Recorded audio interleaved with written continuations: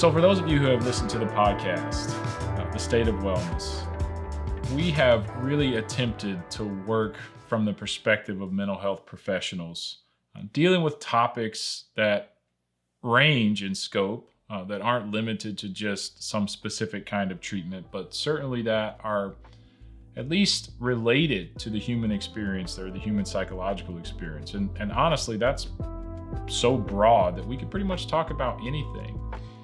And one of the things that I have come across in my career, because I am not only a mental health practitioner, that actually happened later in my life. I started in literature, English. That was a master's degree that I got early on in my career. And I've been teaching English ever since. And these great ideas that exist in literature, particularly two, metaphor and paradox, are sort of resonant in almost all of our psychological experience. And it was just something that I wanted to do to start bringing these things at least a little bit more exposure, if you will. And the idea of paradox is something that bugs us, right?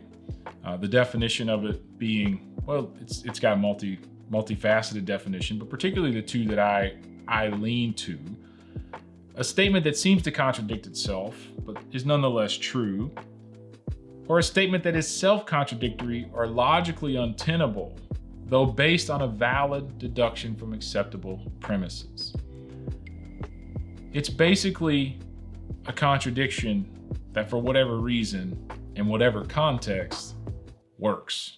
It's a contradiction that, regardless of how contradictory, it ends up making sense, or it's so consistent in its contradiction and it's working that we begin to accept it as true or valid. Now, one of the things that I recognize more than anything else is that mental health treatment and actually being self-aware of our psychology, our own introspective view of ourself, is often riddled with paradox. And that's really hard because we're fighting against incongruencies within ourselves. We're struggling sometimes to even get our face and our body language to match the internal experience that we're having.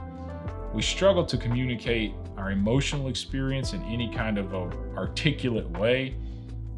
All of these things become struggles, and they continue to be struggles because we are struggling, really wrestling with those internal contradictions that seem ever present.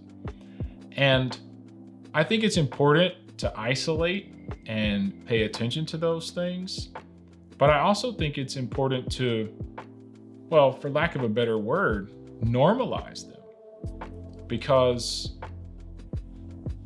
it happens to all of us. It happens in almost every experience. It happens in almost every relationship. It happens across contexts and across cultures.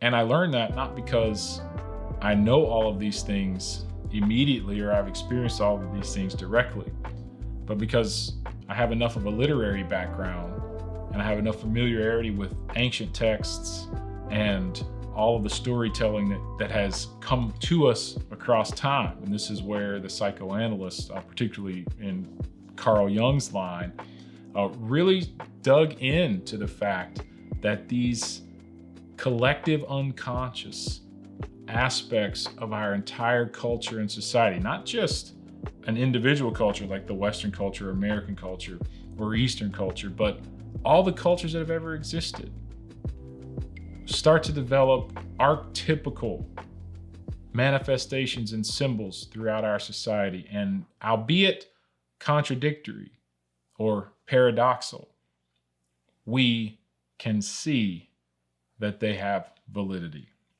So I guess the best way to say this is, welcome to another day in paradox.